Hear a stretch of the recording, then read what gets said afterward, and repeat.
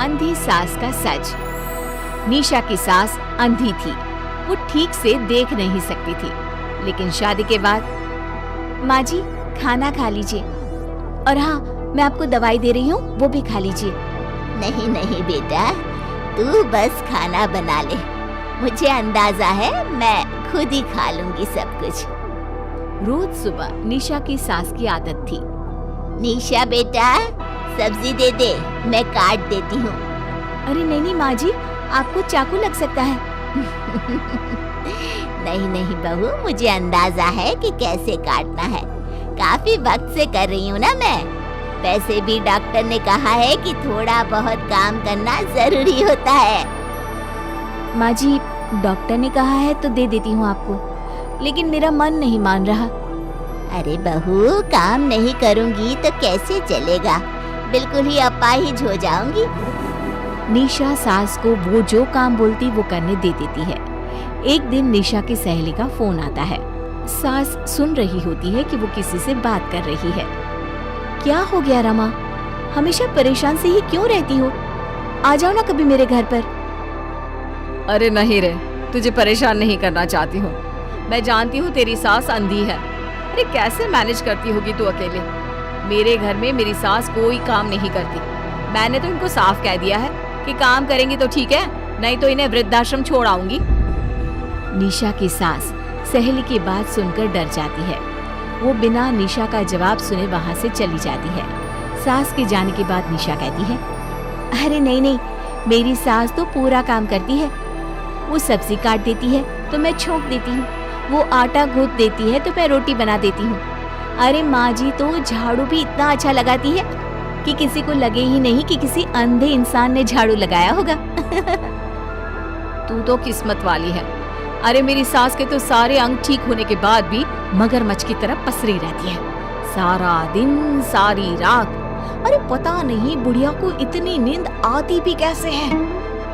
खैर वक्त बीतता है और एक दिन निशा मोहल्ले में पति के साथ जा रही होती है कि सास की सहेली मिल जाती है। अरे आंटी कैसी हैं आप? कहाँ जा रही हैं? तुम लोगों के घर ही जा रही हूँ बेटा, तेरी माँ ने बुलाया है, कह रही थी बहुत जरूरी काम है। वैसे तुम लोग कहाँ जा रहे हो? हम मेरे मायके जा रहे हैं। अच्छा, आप मम्मी जी के पास रहेंगी तो हम लोगों को कोई चिंता भी नहीं होगी।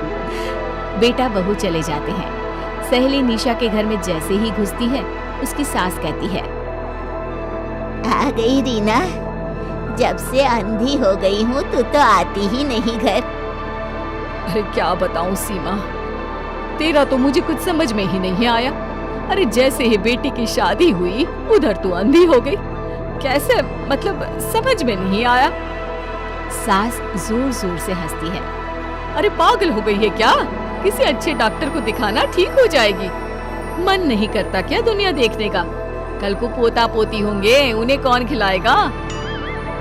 तेरी भी तो बहू आई है, तेरे भी तो बेटे को बच्चा हुआ, कितना खिला लिया तूने। अरे हमारी तो किस्मत ही फूटी थी। लड़की की पहले दिन से ही डिमांड थी कि सास ससुर के साथ नहीं रहना, चाहे जो हो जाए। अब बोल क्या करती मैं? फिर क्या कर लिया तूने? दोनों आंखें होने के बाद भी परेशान ही है ना? हाँ, पर चल कम से कम दुनिया देख तो रही हूँ ना, तेरी तरह अंधी तो नहीं हो गई। निशा की सास शांत हो जाती है, उनकी आंख से आंसू गिरने लगते हैं। अरे अरे रो मत, क्यों रो रही है?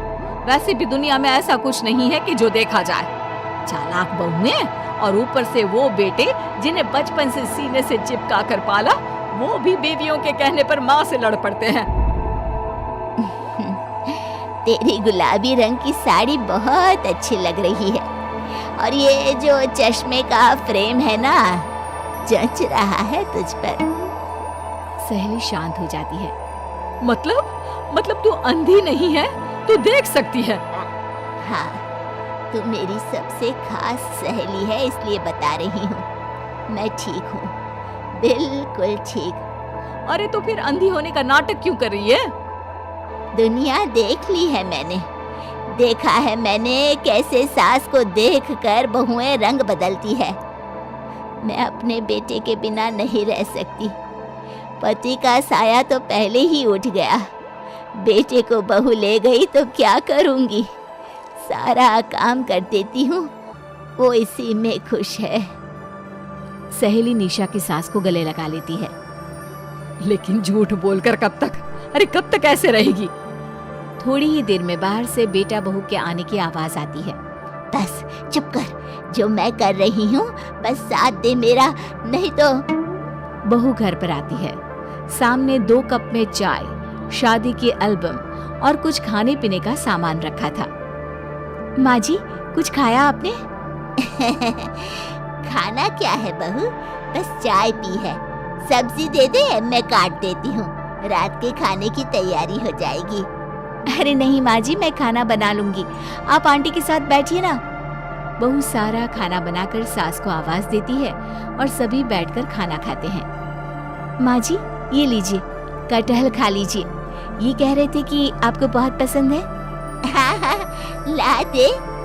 बहू सास को रोटी का डिब्बा पकड़ाती है, लेकिन सास नहीं पकड़ती। वो कटहल देना बहू। बहू जल्दी से सास को कटहल दे देती है।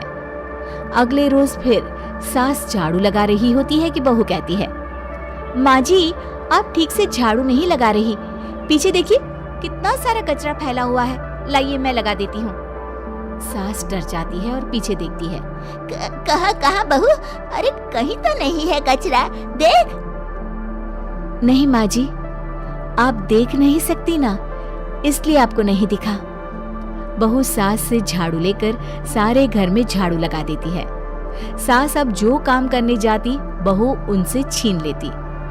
क्या बात है बहू, आजकल तुम मुझे कोई काम क्यों नहीं करने देती?